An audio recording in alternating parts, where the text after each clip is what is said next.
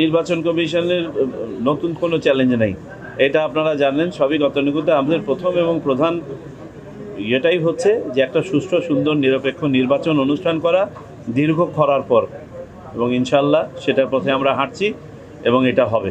আপনাদের এখানে এসেছিলাম আমি, পটুয়াখালীর রিটার্নিং কর্মকর্তা সহ আমাদের ভিজিলেন্স এবং অবজারভেশন টিম যতগুলো আছে জেলা এবং উপজেলা পর্যায়ে, পাশাপাশি আমাদের আইন শৃঙ্খলা রক্ষাকারী সেল, মূলত এই দুইটা টিমকে নিয়ে আমরা বসেছিলাম। এখানকার সার্বিক পরিস্থিতি সম্বন্ধে আমি অবহিত হয়েছি। আমাদের নির্বাচন কমিশনের পক্ষ থেকে যে নির্দেশনাগুলো দেওয়া হয়েছে সেগুলোর ব্যাপারে আবারও পুনরুল্লেখ করেছি, যেগুলো রেলেভেন্ট এখন আর মাত্র বাকি আছে 12 দিন।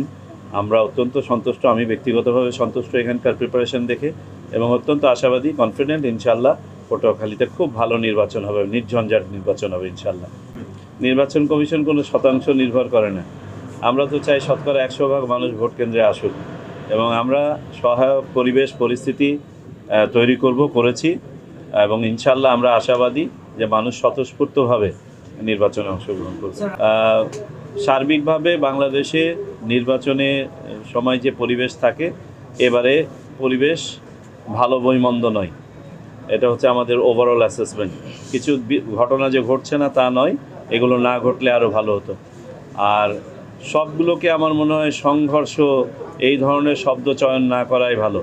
নির্বাচনের সময় কিছু প্রতিদ্বন্দ্বিতা থাকে এবং প্রতিদ্বন্দ্বিতার সময় কিছু শব্দ চয়ন হয়, সমর্থকদের মাঝে আপনাদের এই নির্বাচনকে কেন্দ্র করে কিছু ইউফোরিয়া কাজ করে, এইগুলো যাতে সীমিত পর্যায়ে থাকে, আমাদের সবাই যেন পরিমিত বোধের মধ্যে কাজ করে, এটা আমাদের মেসেজ। শিয়া বাটার ও ভিটামিনে সমৃদ্ধ লিলি বিউটি সোপ, তারুণ্যময় উজ্জ্বল ত্বকের জন্য। রিমার্ক।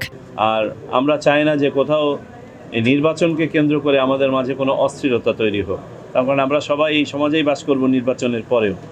আর বিলবোর্ড নিয়ে যে কথাটা বললেন, আমার মনে হয় এখানে বোধহয় আপনাদের একটু ব্যাখ্যাটা দিয়ে দেই। বিলবোর্ডে রঙিন ব্যবহার করার তো কোনো নিষেধাজ্ঞা নেই, নিষেধাজ্ঞা আছে পোস্টার তো পুরোপুরি বন্ধ, ব্যানার, আপনার ফেস্টুন, হ্যান্ডবিল, এইগুলোতে। তো বিলবোর্ড যেহেতু ডিজিটালও হয়ে থাকে, এবং ডিজিটাল বিলবোর্ডকে জোর করে তো এটাকে সাদা কালো বানানোর দরকার নেই, এই জন্য ওখানে কোনো নিষেধাজ্ঞা নাই। আপনার সরকারের কোনো অর্থ ব্যয় হয় নাই, আমার মনে হয় এখানে একটু স্পষ্টীকরণ করে দিই। আমরা নতুন কোনো নির্দেশনা দেই নাই, আমরা শুধুমাত্র আইনকে রেফার করে দিয়েছি। গণভোট অধ্যাদেশ 2025-এর 21 নম্বর ধারাতে ক্যাটাগরিক্যালি বলে দেওয়া হয়েছে যে সাধারণ নির্বাচনের জন্য যা যা কিছু ভায়োলেশন, গণভোটের জন্য সেটা ভায়োলেশন।